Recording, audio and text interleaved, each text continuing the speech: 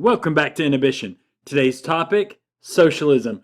We're going to break down what it is and if it's good for this country by looking at the details. It's time we talk about it.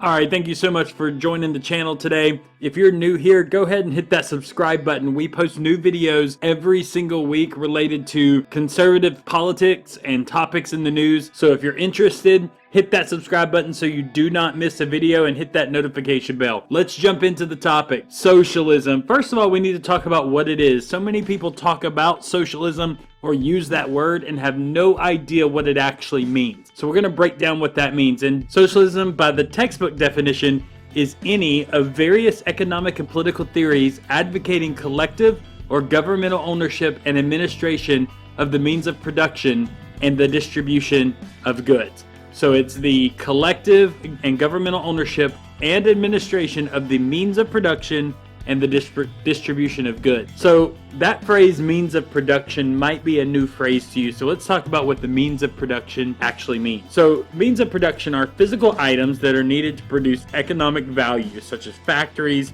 or facilities, machinery, tools, infrastructure capital, and natural capital. They're the actual items needed to produce economic value. This includes two different types of means of production. There are the instruments of labor, and then there are the subjects or objects of labor.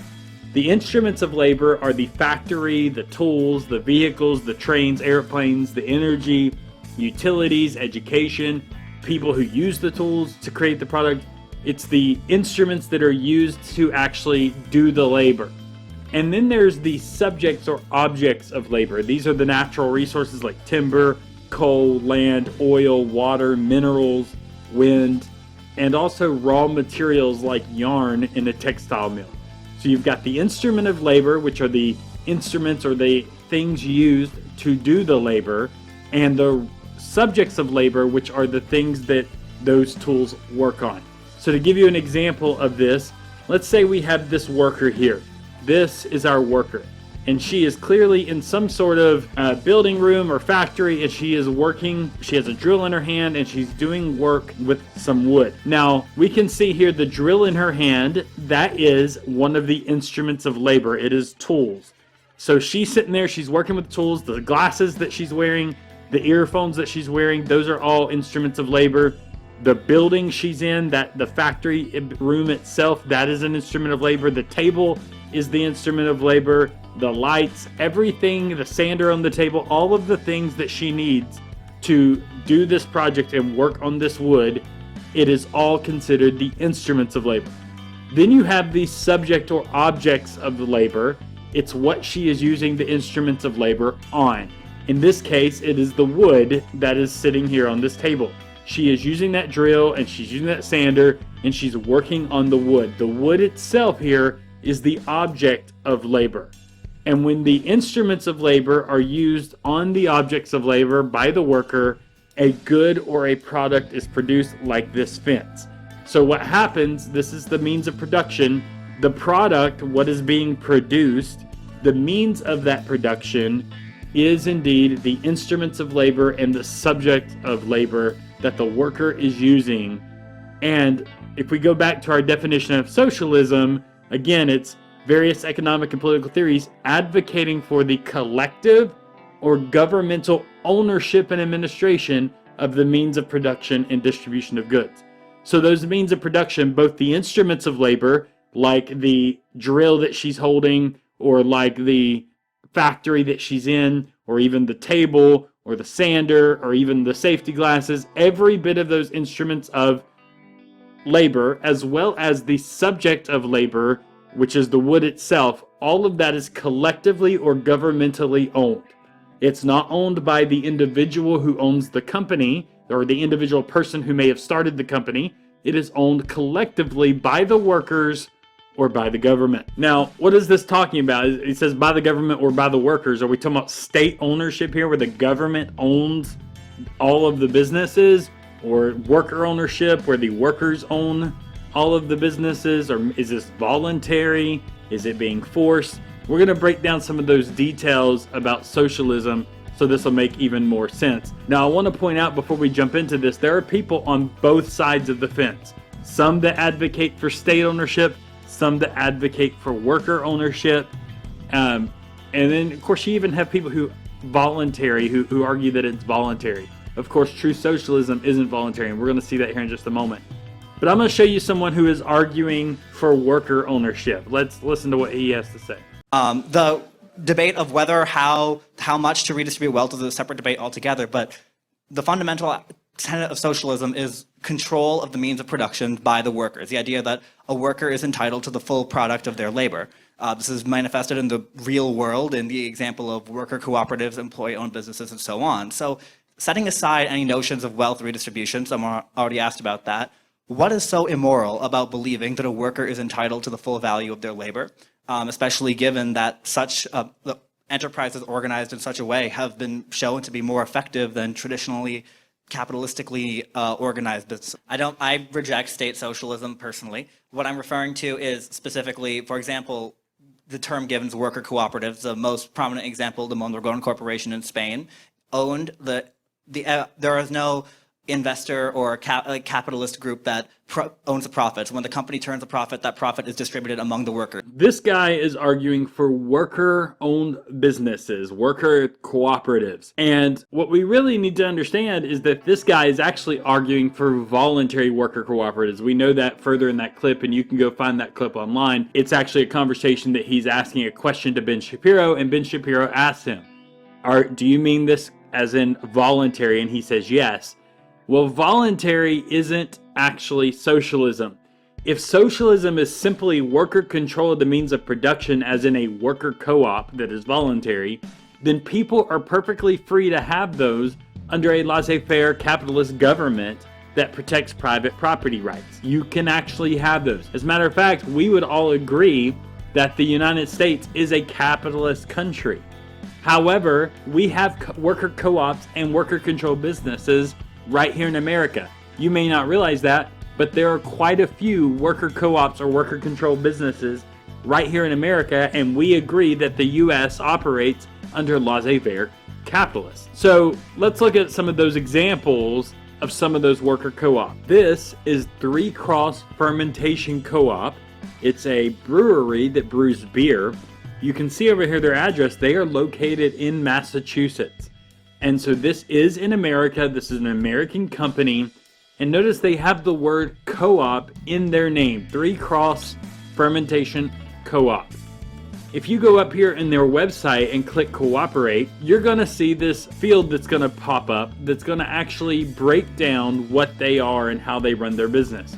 So it says cooperate. What is a cooperative? Glad you asked. A cooperative is a democratically owned and controlled business that exists to serve its members' needs and aspirations. Cooperative business are owned and run by and for their members and a share in the profits and decision making. Here at Three Cross, the business is owned by both its workers and its consumers. In this case, it's not just the workers who own the business, but the workers and the community who becomes members.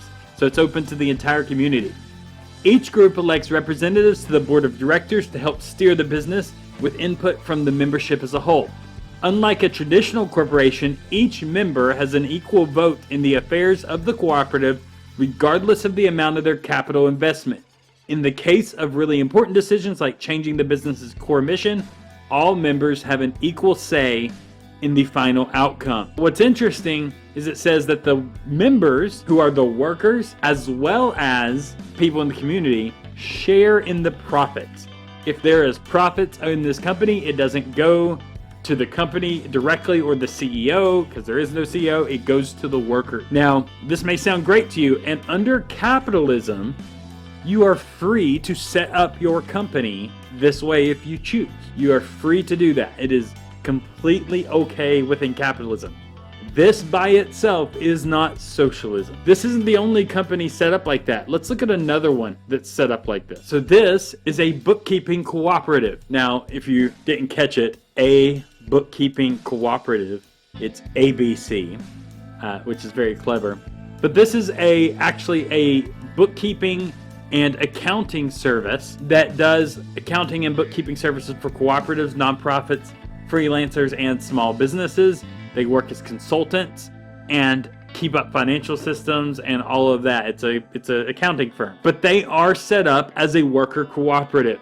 We can go under the About section and click on Cooperative Identity here, and it's going to break down some more details about this company. We can see here that it says, ABC affirms the International Cooperative Alliance's definition of a cooperative as an autonomous association of persons united voluntarily, keyword voluntarily, to meet their common economic, social, and cultural needs and aspirations through a jointly owned and democratically controlled enterprise. Now, I'm not going to go into it because my point of this video is not to analyze these companies. However, they put equality and equity side by side, and those are actually complete opposite. You cannot have equality if you're striving for equity, and you cannot have equity if you're striving for equality. They oppose each other. I'll do another video on that in the future. Sitting here looking at this, you can see it is set up as a cooperative. You can see under the cooperative principles that it has the voluntary and open memberships, completely voluntary.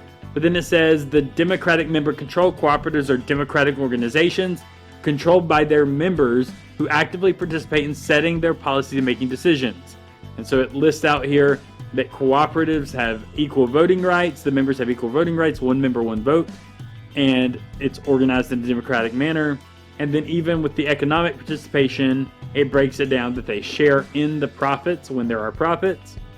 And so it is broken down as a worker cooperative. The workers of this company share and own the company together. They own all the means of production together, and they split the profits amongst all of the workers. This ain't all. It's not just two in this country. I mean, we can look at more. There's hundreds of these. We're not going to look at hundreds in this video. Now, this is A1 Design Build. This is actually a construction company that is set up as a worker cooperative. And it breaks down that we are a worker-owned cooperative.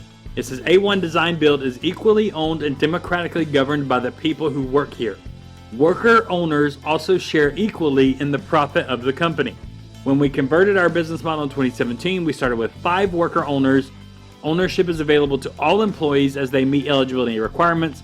We shifted to this business model because we recognize that when all workers are invested in our success, it's not just better for A1, it's better for you and our community too. Workers share a voice in the company, gain stability, and a chance to build equity. Again, equity and equality. Subscribe to this channel if you want to catch that video, hit that notification bell. With everyone thinking like owners, a more sustainable business emerges, and it shows in the quality of our decisions, workmanship, relationships, and commitment. So this is a worker-owned cooperative in America under capitalism. So clearly a worker-owned cooperative is not socialism. So what am I trying to say? Well, if all socialism is worker-owned businesses, then the fact that these businesses are in America would mean we have socialism already, right? Well, no, because that's not all socialism is. When people try to argue that socialism is just workers owning the businesses and all the workers sharing in the profits that the greedy CEOs take, that's not all socialism is. Otherwise, we would already have socialism in America because we already have businesses like that. That's not what socialism is. Socialism involves the government stepping in and seizing private property by force and either controlling the means of production themselves or handing it to the workers. In other words, socialism by definition demands government power and takeover. And even if initially they give control to the workers, it isn't long until the government seizes control from the workers. This happens every time in every socialist country. You see this, that at some point after, even if initially in the beginning stages, the workers own the control, the means of production, it ultimately goes to the government. And the reason for that is because, and Karl Marx even talked about this, let's say you had a company and 5 people were the workers, 5 people. And those 5 people decided not to hire anyone else so they could share the profits amongst those 5 and not have to split the profits with 6, 7, 8, 9, 10 people. Karl Marx and many socialists view that as just another form of capitalism, because instead of just one CEO becoming rich, that yes, they are splitting it amongst the workers, but they're not giving that opportunity to more workers. They're hoarding it for themselves. So when the government takes control, the government now has the ability to make sure that doesn't happen. So even though it may start out in the nice little, let the workers control the businesses, which is actually immoral to begin with, and we'll talk about that later, but it ultimately always goes to the government every time. Let's look at an example. This is John and Sherry. John and Sherry, married couple. John is a business consultant who works at a firm, and Sherry is a stay-at-home mom who enjoys experimenting with food, and she actually makes a homemade baby food, and to make some extra money, she sells some of that baby food on the side. Unfortunately, John and Sherry had something tragic happen in their life. John passed away after a tragic car accident, and it left Sherry as a single mom. And of course, she got life insurance money, and she was struggling for a little while, obviously brokenhearted. But she knows that she needs to do something to make sure, as a single mom, that her children are taken care of. So after some time, she invests some of the money from her husband's life insurance that she got into a building to start a company selling her homemade baby food that she used to just kind of do on the side from her home. She's now going to turn that into a business. And she named her company John and Sherry's Baby Cuisine. So Sherry's excited. She named it after her husband. She's starting this new business adventure. She's invested into this building. She's ready to go. Now, Sherry's working at this business. She's invested money in packaging, ingredients, and machinery to make and mix the ingredients in high quantities. But she then seeks to find people to work in the factory to help produce the product. And she finds 6 people willing to work for the company for an agreed upon steady wage. So they agreed to the amount that she said she'd pay them, and they were going to work in the factory. The workers get a steady wage and use of the factory that Sherry paid for, and they are trained by Sherry to make the baby food. They don't have to worry about selling the baby food. They haven't invested any money in the factory, so they don't bear the risk of losing money if the business fails, whereas Sherry does. So the workers get the benefit of a steady wage with very little to no risk at all.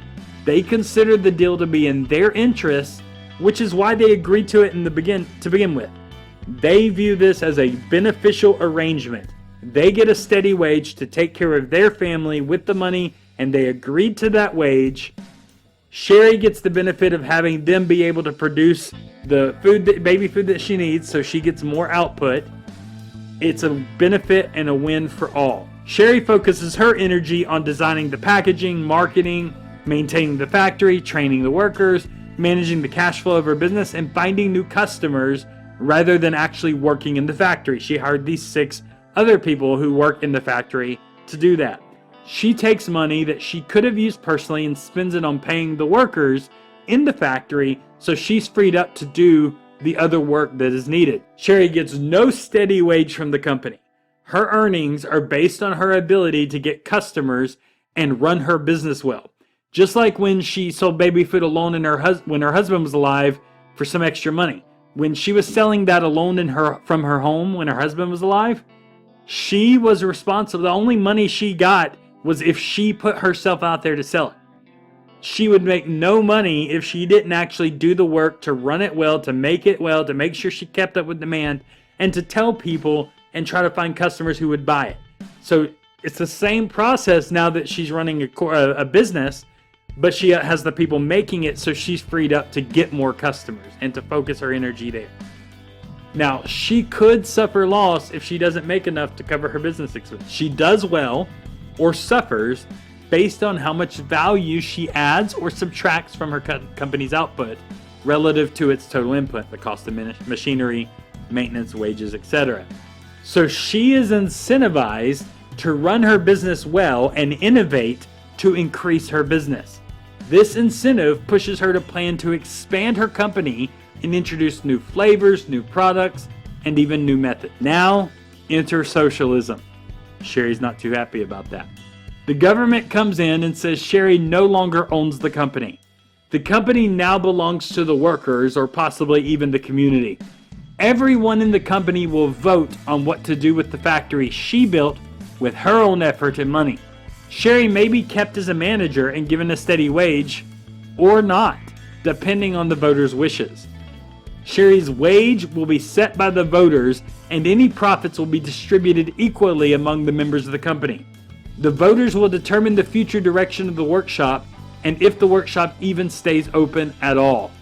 Why should other people in the company or community who had nothing to do with the building or management of that factory get control of it and share the profits? Why should Sherry, whose effort and skills were the driving force behind the workshop, be robbed of control and profits? Remember, it is Sherry who carries all the risk in this company. It was her money that started the company. It was her money she invested. It was her family's money. Everything about that company. There would be no company if Sherry didn't take the risk. But now you're saying that she took the risk, and the government's saying, even if you took the risk, everyone else gets the reward, not you. It was Sherry, not the workers as a whole, who built that company, and those who helped her were paid by her for their help. Why should Sherry's plans for her workshop be left at the mercy of voters? They didn't build it, and they don't have a right to it. The workers agreed to work in a factory they did not build in exchange for steady wages, not ownership of the company.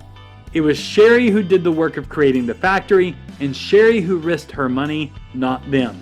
So there is no reason why they should gain ownership of the company without Sherry's consent. Sherry may have been left on at the company as a manager, but what she has been robbed of is incentive. There is no incentive to make a heroic effort and stick her neck out to make and invest in dramatic innovations in the company anymore. The best she can hope for in success is maybe a couple % raise in her salary if the voters decide to give it to her. And the probable penalty for failure if she sticks her neck out is probably the loss of her job. So now there's no incentive. Whereas before socialism, there was incentive for her to innovate, to expand, to hire more people, to create new jobs, to market new products to her community, to do things that would benefit more people. That incentive has been taken away. There is no incentive to innovate. And this assumes that she even has the freedom to make major innovations at all without the approval of voters. Managers would likely need voter approval to even make major decisions to begin with, let alone even if she were able to come up with something and have the incentive to do it. So innovation is actually stifled because the individual has no incentive, and the collective will be hindered by those who don't want to take the risk. It takes risk, and not everybody are risk takers. And this is why capitalism works, because some people are inherently risk takers. And some people are willing to take the risk to invest it all and to lose it all, potentially, for the benefit of A, the potential profit that could come from it, and B, the benefit to the community. But when you remove that incentive to invest it all and you give that to the collective whole, there are going to be people who will not be willing to take that risk. It's not in their personality. It's not who they are. And when they won't take the risk, it stops the company from taking the risk, which means it stifles innovation. The government seizing this company is unjust and immoral. And this injustice causes Sherry to walk away from the company, leaving her and her children worse off as a result of socialism. So as you can see, socialism didn't work out too well for Sherry here. Socialism is supposed to make everyone better. She wasn't rich. This isn't the top 1%. She owned a small business, probably just making enough in her profit margins to survive and take care of her family. This wasn't someone who was the top 1%, and yet it ruined her. And you may say, well, what about the workers? Because yes, Sherry, it didn't work out too well for her as that single individual, but the workers themselves, they're better off, right? Well, no. Everyone is actually harmed in socialism. While it sounds like only the bourgeoisie, which is the business owners, according to Karl Marx, are harmed, the workers end up harmed too. Winston Churchill once said, "The inherent virtue of socialism is the equal sharing of miseries." Economic growth means new jobs are created, incomes go up, and new economic and entrepreneurial opportunities increase. The problem is socialism destroys economic growth. So there is no new jobs being created, incomes don't go up, and there's no new economic and entrepreneurial opportunities. Socialism creates redistribution of wealth. It redistributes the wealth around rather than actually creating more wealth, innovation, and jobs. So it actually harms the workers. This is kind of an illustration of what happens. Up here you've got the successful, wealthy innovators, the producers, the rich, as people would say, and down here you've got the workers who are the not wealthy, the not necessarily poor, maybe middle class, upper, lower, and middle class, as well as the poor down here. Well, what happens is, under socialism, that money that the wealthy have, it slowly starts getting pulled away from the wealthy and redistributed amongst the workers. And that may sound great for the workers initially, but what happens is eventually you take enough money from the rich, and those rich aren't rich anymore, and they become the workers. And then eventually you keep taking money, the rest of the wealthy becomes the workers. And unfortunately, what ends up happening is you lose the successful, wealthy, rich. Now, for those of you who say, eat the rich, we don't like the rich, yes, let's take away the rich, billionaires shouldn't exist. The problem is, eventually, the money that you're trying to redistribute, there's no more money to redistribute when the rich are gone. And so now, the workers and the not wealthy, everybody is stuck in poverty because there's no more wealth to redistribute. The workers do not benefit under socialism. It harms them under socialism. Now, some people will say, yeah, you're okay, we don't want the government. When we say socialism, we don't really mean we want the government to take over the businesses. You know, okay, let the businesses stay, but that's not what we mean by socialism. We mean social democracy or democratic socialism, which is different. It's about free stuff. Let's see some people making that argument. Hi, are you a fan of Bernie Sanders? Yeah, I am. What do you like about him? That he's a socialist. I think he has a lot of integrity. I like his value system. I like what he stands for. Exactly what values? Eating the rich. If Bernie Sanders were president, right, and he wanted to bring the same ideas as for socialism into this country, Yeah. do you think that we would benefit? Yeah. But I just told you Venezuela's eating rats. But I just want people to have health care, honey. I don't want, like... Well, Same thing Hugo Chavez Oh my god. when he was taking power in Venezuela. You people have, like, worms in your brain, honestly. I mean, you're the one who can't answer the question. What question? The question is why you support socialism. You can have health care without socialism. I want people to have free health care. Why free? Pays for. Why would the government pay for it? Because I think everyone has a right to have health care. How do you feel about socialism, sir? It's great. I just got back from here, 4 weeks in Europe. Free health care, good schools. It's wonderful. I'm for it. You're for socialism. I am for it. Why? Because I think everybody should have a fair opportunity for health care. And, yeah. Does fair mean free? Fair means free. Why are you a socialist? You know, I'm originally from West Virginia, and so every time I go home, you see the trees are gone. Coal dust covers the roads, but like no one's life is improving there. What do you say to people who say you're radical? I don't think it's radical to believe that everyone should have access to health care. I don't think it's radical to believe people can have free access to college. That happens in European states. So no, I don't believe I'm radical. But I still don't hear Democrats explaining that Medicare is socialism, and so are the other super popular programs like Social Security and the ban on denying coverage for pre-existing conditions.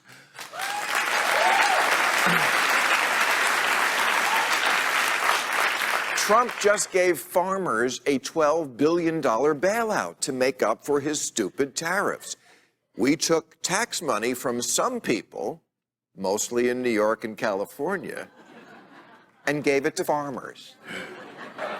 That's socialism. Socialism is the reason you don't have to bring your own highway when you want to drive somewhere.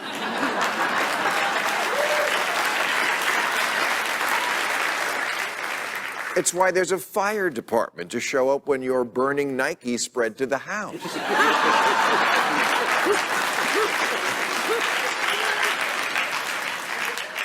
The U.S. military does more socialism by 9 a.m. than Venezuela does all day.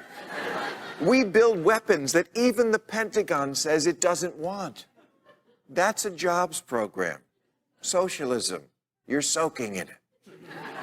Even Trump voters like their government goodies. All right. So the argument here is that some people are saying, well, we don't mean government owning businesses. We just mean free stuff, free healthcare, free education, as is pointed out in this last clip, you know, free Medicare, roads, police force, military. That's what we mean by socialism. Well, there's a lot of problems with that, and we're going to break that down. But some people are basically saying, we don't mean government takeover of the means of production. We mean government paying for healthcare, education, welfare, etc. via taxing the rich. That's what we mean by socialism. And a lot of people rephrase this or recall this democratic socialism or social democracy. And they still use the word socialism or will attach the word socialism to it, as we saw in that video. But it's really not actual socialism. It's just social programs. But we'll talk about that in just a moment. But I do want to point out that while some people make that argument, don't let anybody tell you, well, that's not what we're not talking about, the government taking over the means of production. Well, while they as an individual may not be arguing that, there are Democrats and people making that argument. We actually do have an ideological frame. Myself and Alicia in particular are trained organizers. We are trained Marxists. Have you ever considered how most corporations in America are structured essentially like private dictatorships, and most employees do not have any democratic control over their own workplaces? And do you think maybe that's part of the issue? The differentiation I draw, and I'm not alone in this, I'm not one person trying to redefine anything, the differentiation I and many others like me draw between socialism and capitalism is that under capitalism, when you as the owner of the factory, you give me a wage. The wage could be $7.25, it could be $15, it could be whatever an hour, right? But you give me a wage. All the additional profit above the made from selling the pencils or whatever good you produce above what is reinvested into the company ultimately goes to you or the investors, those who own shares in the means of production. Right. Under socialism, those people are the workers, and the example I give again is cooperative enterprise. So there are people arguing for socialism, meaning either worker or government controlled means of production. So yes, there are people making that argument, and yes, there are some people who just mean free stuff. And really, if you're going to enter into a conversation with someone who claims to be a socialist, you really need to narrow down which version of socialism are you actually talking about. Because we've talked about how bad socialism is in context to an actual economic position where the government seizes control or owns the means of production. Now let's talk about the other form that of people who believe in socialism that you will talk to, and that is, I want free stuff from the government. So there's several things to break down in those videos. We'll talk about healthcare and education here in just a moment.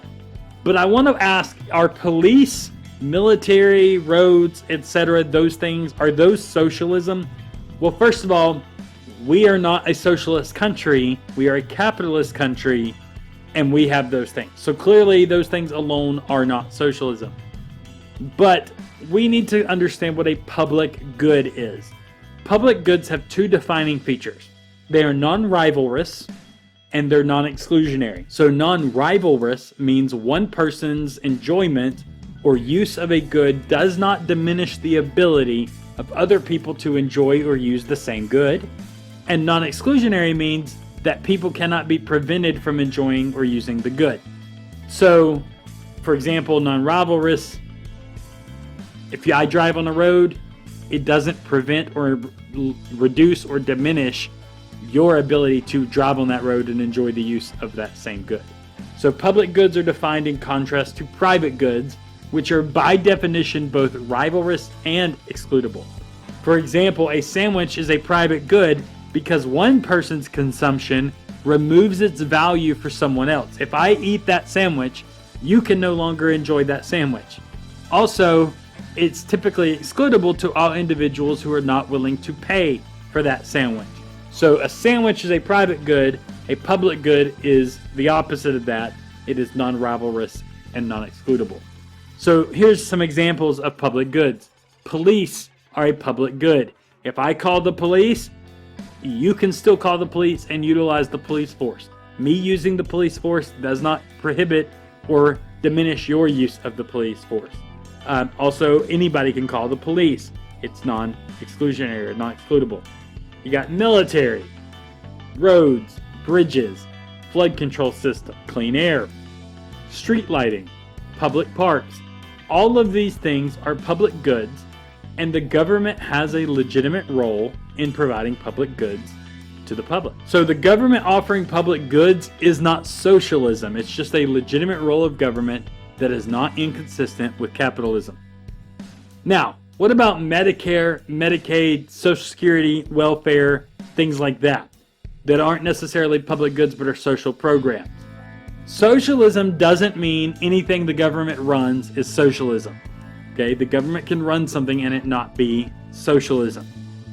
Socialism is an economy run by workers and geared to the public, not private profit.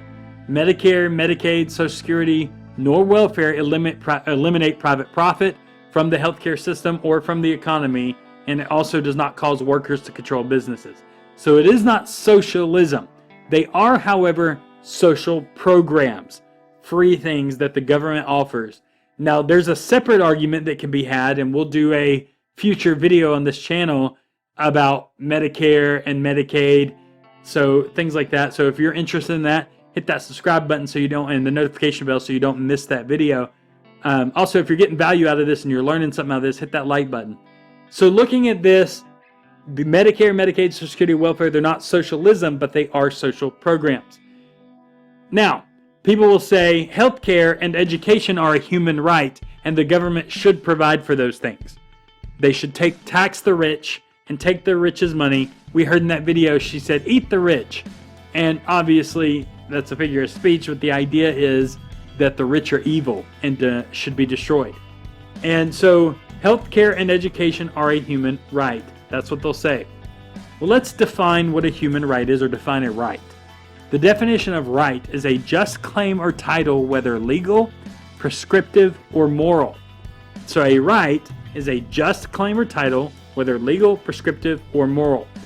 Then you have something called a commodity. A commodity in economics, a commodity is a marketable item produced to satisfy wants or needs. Often the item is fungible. Economic commodities comprise of goods and services.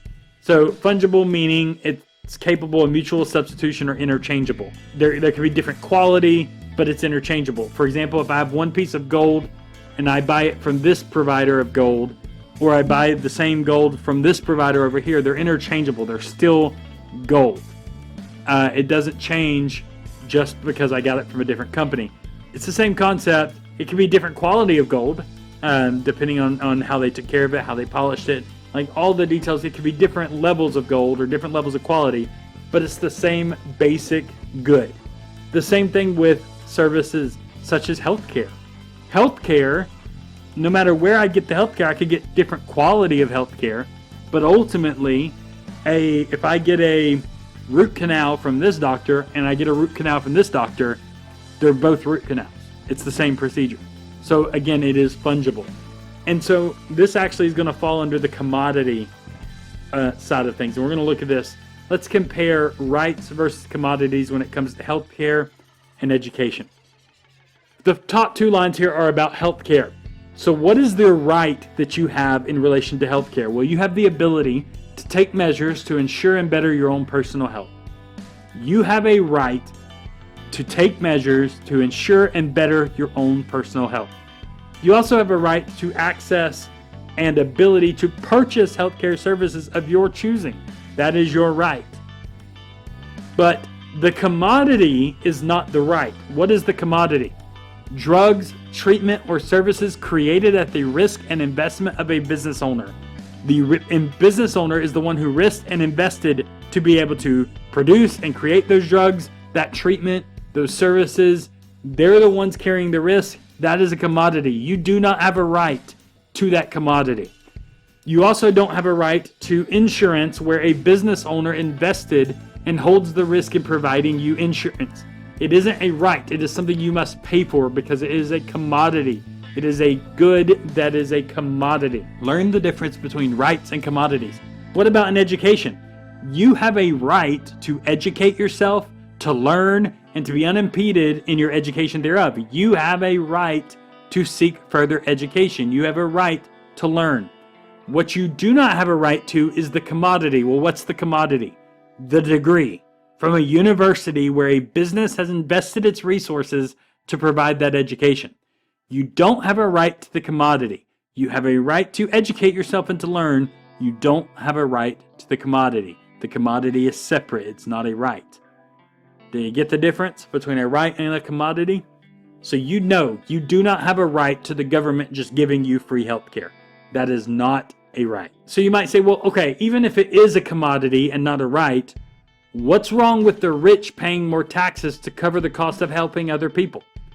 In other words, okay, yeah, it's a commodity and it may not be a right, but the rich have billions of dollars. There is no reason they can't pay more in taxes to help the poor people. Well, there's three problems with that. You say, what's the problem with it? Well, there's three problems. Number one, the rich already pay the majority of taxes.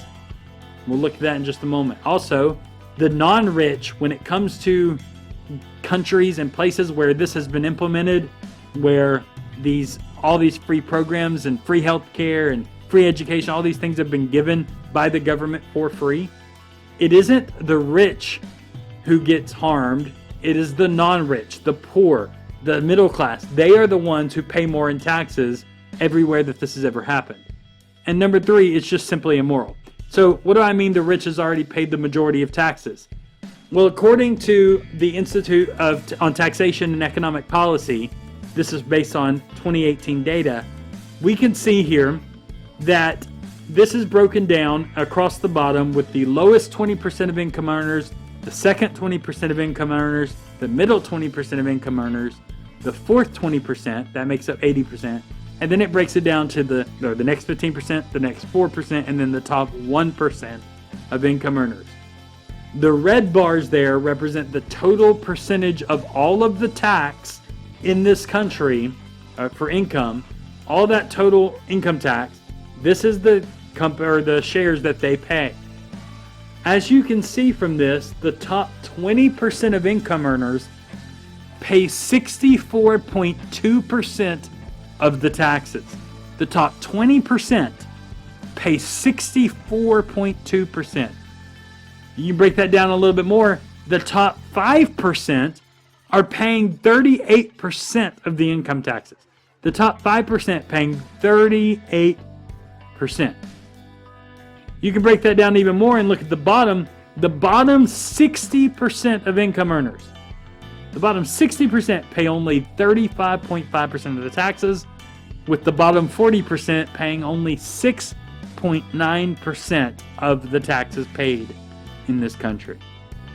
The rich already pay their fair share. When you hear someone say that the rich doesn't pay their fair share, they're either lying to you or they are completely unaware of the actual numbers and data on taxes. The rich pay their fair share, more than their fair share. Actually, a 2008 study by economists at the Organization for Economic Cooperation and Development, OECD, found that the U.S. had the most progressive income tax system of any industrialized country at the time. The top 10% in America pay more of the share of taxes than the counterparts in the other countries. So in other words, in America, the top 10%, the top rich people in America, pay more of the share of taxes than the rich in any other country. And as a matter of fact, our poorest taxpayers in America had the lowest income tax burden compared to the poor taxpayers in other countries. In other words, the poor in all these other countries that are socialist or that they say that we should be like, they pay more income tax than our poor. We have one of the most progressive income tax plans in the country, or in the world. And this, again, this comes from the Organization for Economic Cooperation and Development, OECD. You can see it at DOI.org. Now, we know the rich pay more than their fair share already, but what happens in these other places when these social programs are funded by the government? Is it the rich that get taxed, and is it the rich that has to pay for it? No. The non-rich, the middle class, and the poor pay more in taxes everywhere this has been implemented. People say we need to be like the Nordic countries like Sweden and Norway and Finland and Switzerland. Well, in the Nordic countries like Sweden and Finland, marginal tax rates can be close to 60% for people earning $100,000. $100,000 is not a lot of money. $100,000 is not rich by any stretch of the imagination. For context to that, AOC, Alexandria Ocasio-Cortez, argued for 70% marginal tax rate for earners with $10 million. So she's saying that people who make $10 million or more should pay 70%. People making $100,000 are paying 60% in the Nordic countries. They also have a VAT tax, which is like it's called a value-added tax. This is a tax on goods and services, kind of like our sales tax, but a little bit different. It's a set tax. But Denmark has a single VAT tax of 25%, while other Nordic countries have variable levels. 25% on everything you purchase. Every good, every service, 25%. And then they have additional taxes, higher taxes than that on certain items that you purchase. According to Nordic.info, which is the website for RS University in Denmark, Denmark and Norway have prohibited taxation on private automobiles, which actually double the price of a vehicle. So if you're buying a car that costs $8,000, you're going to pay $16,000 for that car. Doubles the price just in taxes. That doesn't count if you're financing and all the finance charges. We're talking about just taxes. You're going to pay $16,000 for that car. So if someone who can only afford $8,000, they're going to have to buy a car that's $4,000 in order to be able to afford it. Again, this hurts the poor. This socialism does not hurt the rich. It hurts the poor. It does hurt the rich as well, but it makes everybody poor, and it hurts the poor. Look at this. This is from, again, Nordics.info. This is that university in Denmark's website. They say the tax burden on personal income is high compared with other regions, but is notably high in Denmark, where it often is the highest in the OECD. Corporate business income taxes are below average in all the Nordic countries except Norway, where it's 2.5 times the EU and OECD average. Now, I want to point out something. It says personal income tax, which would affect the middle class and the poor, is higher. It's very high compared to other countries. But the corporate income tax, the evil businesses, we need to tax the corporations, tax the rich. Their taxes in these countries are below the average for the European Union. In other words, in the Nordic countries, where all of these free welfare programs that everyone says we should emulate, the corporations aren't paying the majority of the taxes there. It's the individuals, the middle class, the poor. The non-rich pay more in taxes with these type of programs. And finally, it's immoral to tax the rich to pay for others. In 1966, the German sociologist Helmut Schacht wrote Envy, a theory of social behavior. And he argued that envy is the root cause of socialism and other forms of compulsory wealth redistribution. It goes beyond jealousy to envy. He says the jealous person says, "You've got something I want and I'm going to take it away from you." But the envious person says, "You've got something I want. I can never possess it, so I'm going to destroy what you have. I don't want anyone to have it until everyone can have it." Schacht said that a jealous person can be bought off. He's willing to settle for a piece of the other person's action. But the envious person can't be bought off. The fact that someone else is in a position to buy him off enrages him. Stealing wealth from the rich at the threat of a gun. Now, I want to point out, it is at the threat of a gun. Now, you may say, oh, it's just taxing. That's not at the threat of a gun. What happens if you don't pay that tax? The police show up. What do the police have? A gun. To tax someone, it is at the threat of a gun. Stealing wealth from the rich at the threat of the gun to pay for commodities for those who didn't work to create that wealth is immoral at its root, and it's rooted in envy. Socialism, in the context of just free stuff, as well as in the context of the economic system, it is immoral. It's evil. It's not just something that is an economic system. It is fundamentally immoral, and it harms people every time. Never has been tried anywhere that it didn't bring harm. By nature of what it is, it creates harm. So what's the point? Socialism as an economic system, or social democracy, a democratic socialism, it harms the citizens of the country and benefits only the government and the elite. The poor, the citizens, they are going to be suffering in poverty, and the government and the elite will be sitting in the riches of luxury, because they will always exclude themselves from the policies that they push on their citizens. How do we know this? This is what happens every time. This is how Maduro, who was the president of Venezuela, or was the president of Venezuela, he was dining on pricey salt-based steaks, and Venezuelans were starving. What were the Venezuelans doing? It says here, zoos are forced to slaughter animals to feed others in Venezuela, where bone-thin pumas have become the face of the crisis. They were killing and eating zoo animals. The zoos were shutting down, and they were having to eat the zoo animals because they were starving. It says emancipated animals at Venezuela's zoos reflect the country's economic collapse. Rising numbers of desperate people are eating dogs, with prisoners eating rats. They're eating dogs and rats in Venezuela, while Maduro, the president, is eating salt-based steaks. Do you see the problem? It's not the poor that are helped under socialism. They are hurt under socialism every single time. And that brings us to the end of today's video. I hope this has given you some insight or thoughts into what socialism is and why it doesn't work and why it's bad. If you've been interested, if you weren't sure if you were a socialist or if you agreed with the socialist idea, if you heard the rhetoric of, oh, we just want to help the poor and we just want to take care of the poor. Yes, we want to take care of the poor, and what happens is the left and socialists, they use this language of helping the poor for two reasons. Number one, it makes them sound noble and makes their ideas sound good, even though at the very root of their ideas they aren't good. But number two, they use that as a way to attack their enemies. If you disagree with socialism, well, if they say socialism's helping the poor and you disagree with socialism, then you must not care about the poor.